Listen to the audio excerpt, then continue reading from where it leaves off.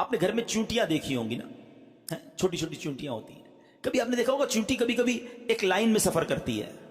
آپ کبھی اس چونٹی کے آگے کوئی سیب رکھ دیں، ٹھیک ہے، پھل رکھ دیں، کوئی بھی سیب رکھ دیں، کیا ہوگا؟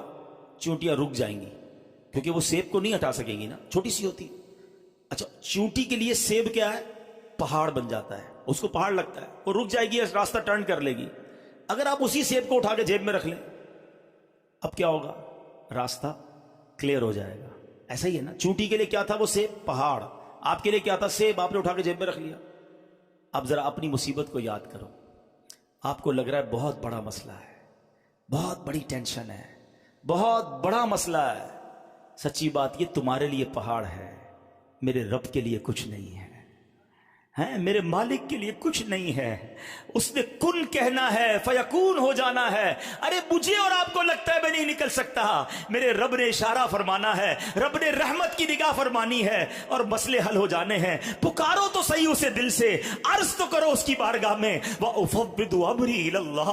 اے اللہ، میں اپنے سارے کام تجھے سونپتا ہوں. میں تھک گیا، میں ہار مانتا ہوں، میں کچھ بھی نہیں ہوں. مالک، میں نے بڑی کوشش کر لی، میں نے بڑے راستے نکال لیے، میری اوقات کچھ نہیں، سب تیرے ہاتھ میں ہے.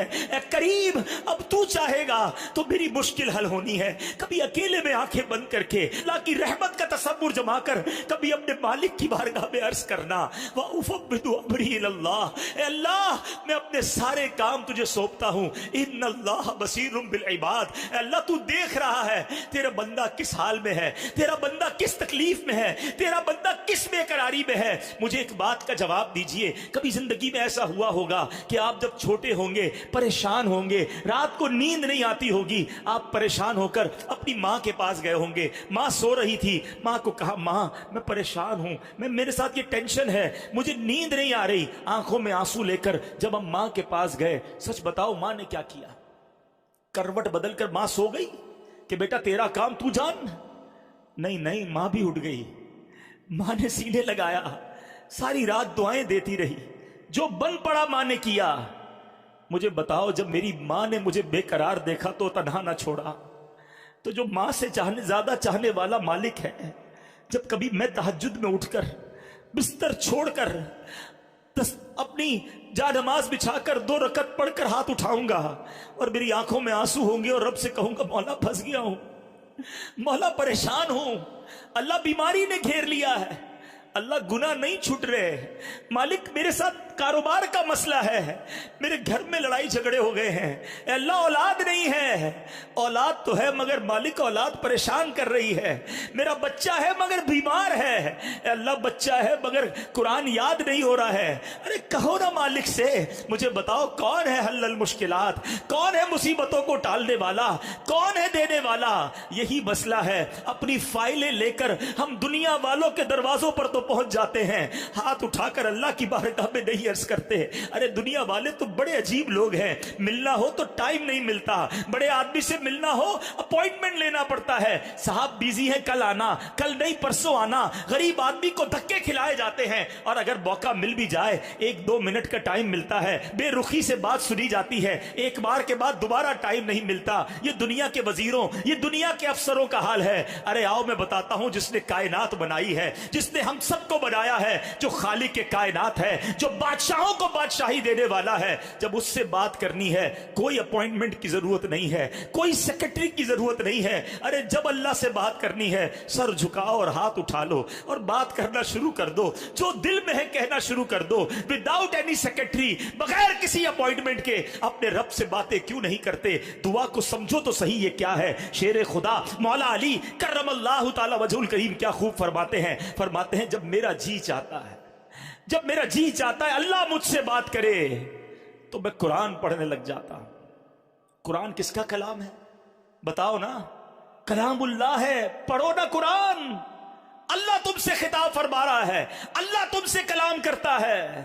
کہتا جب میرا جی چاہتا ہے اللہ مجھ سے بات کرے میں قرآن پڑھنے لگ جاتا ہوں، اور جب میرا جی چاہتا ہے میں اللہ سے بات کروں میں دعا کرنے لگ جاتا ہوں.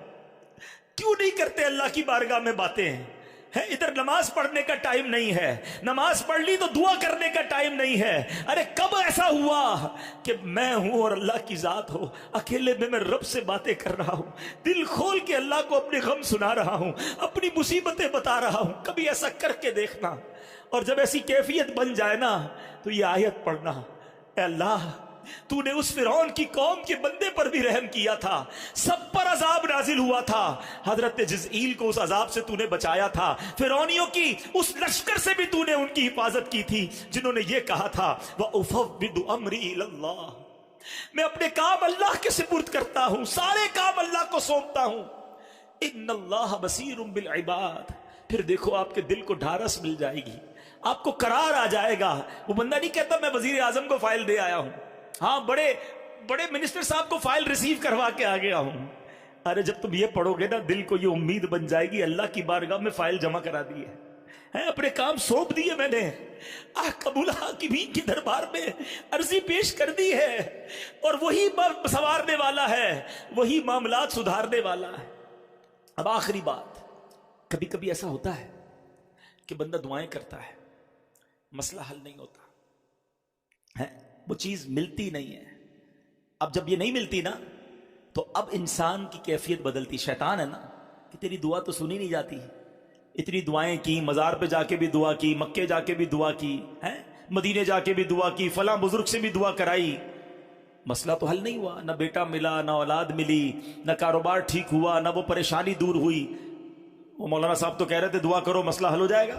اب یہاں شیطان بندے کو اللہ سے دور کرتا ہے۔ اب یہ تھوڑا سا نقطہ سمجھ جاؤ گے نا تو اللہ سے پیار اور بڑھ جائے گا۔ آج میں چاہتا ہوں میرے سارے بھائی اپنے رب پر بھروسہ لے کے جائیں، اللہ سے محبت لے کے جائیں، سب سے زیادہ پیار اپنے مالک سے کرو، وہ ہمارا مالک ہے، ہمارا خالق ہے۔ میں تو بے لباس پیدا ہوا تھا، اس نے لباس دیا، بولنے نہیں آتا تھا، گونگا نہیں بنایا، اس نے زبان بھی دی، اندھا بھی نہیں بنایا، آنکھیں بھی دی، بہرا بھی نہیں بنایا، کان بھی دیے، عزت بھی دی، شہرت بھی دی، دولت بھی دی، کروڑوں سے اچھا بنایا، مگر میں اسی سے بدگمان رہوں، میں اسی کے بارے میں ڈبل مائنڈڈ رہوں، اللہ سے ہی محبت نہ کروں، پھر تف ہے میری زندگی پر۔ کاش مجھے سب سے زیادہ اپنے مالک سے محبت ہو جائے، اپنے مالک پر بھروسہ آ جائے۔ یہ شیطان تمہیں اپنے رب سے دور کرتا ہے۔ اب جب کبھی ایسا خیال آئے نا یار میں تو نماز بھی پڑھتا ہوں، میں تو دعائیں بھی کرتا ہوں، مسئلہ حل کیوں نہیں ہوتا، تو اب سنو میں آپ کو ایک دنیاوی اگزامپل کے ذریعے سمجھاتا ہوں۔ ایک والد ہو، آپ بھی والد ہوں گے، بڑے بھائی بھی ہیں بیٹھے ہوں گے، اور جب آپ کا چھوٹا بیٹا یا بھائی آپ کے سامنے بیمار ہو جائے، بخار ہو، اس کو گلا خراب ہو اس کا، اور وہ رونے لگے کہ مجھے آئس کریم کھانی ہے، مجھے جوس پینا ہے، ٹھنڈا جوس پینا ہے، کیا کریں گے؟ کھلائیں گے آئس کریم اس کو؟ ذرا جواب دیجئے، جوس پلائیں گے؟ وہ رو رہا ہے آپ کے سامنے، بہت رو رہا ہے، اچھا اب بالکل آپ کے برابر میں آپ کا ایک دوست بیٹھا ہے، وہ کہے یار کیسے ظالم باپ ہو یار، بچہ رو رہا ہے کیوں نہیں دے رہا آئس کریم اس کو، رو رہا ہے دے دو اس کو، شربت پلا دو۔ آپ کیا جواب دیں گے؟ میں باپ ہوں، مجھے پتا ہے کب اس کو کیا دینا ہے، ابھی دوں گا نا تو بیمار ہو جائے گا، گلا اور خراب ہو جائے گا، اس کو اور پرابلم، رونے دو اس کو، اس کا رونا ٹھیک ہے، اگر اس کو کھلا دیا تو یہ اور بیمار ہوگا۔ اب ذرا دل پر ہاتھ رکھ کے میرا جملہ سننا، تم باپ ہو اور تمہیں پتا ہے بچے کو کب کیا دینا ہے، میرے مالک کو نہیں پتا مجھے کب کیا دینا ہے؟ میں رو رہا ہوں وہ نہیں دے رہا، میں پکار رہا ہوں وہ نہیں دے رہا، تو کرو نا بھروسہ کہ میرے لیے یہی بہتر ہے، اس لیے تو نہیں دے رہا۔ کسی کے لیے مال بہتر ہے، کسی کے لیے غربت بہتر ہے، کسی کے لیے اولاد بہتر ہے، کسی کے لیے اولاد نہ ہونا بہتر ہے۔ کیا پتا تمہارے مقدر میں معذور اولاد لکھی ہو، ساری زندگی روتے رہتے، کیا پتا تمہارے مقدر میں ایسی اولاد لکھی ہو جو مار کے تمہیں گھر سے نکال دیتی۔ اللہ نے اولاد نہیں دی، یہی تمہارے لیے بہتر ہے۔ تم پیسے کے لیے رو رہے ہو، کیا پتا پیسہ آتا ایمان چلا جاتا۔ اللہ نے مال نہیں دیا، یہی بہتر ہے۔ جب تم والد ہو کر بہتر فیصلہ کرتے ہو، ماں ہو کر ماں بچوں کے لیے بہتر فیصلہ کرتی ہے، تو میرا خالق میرے بارے میں جو فیصلہ فرماتا ہے وہی بہتر ہے۔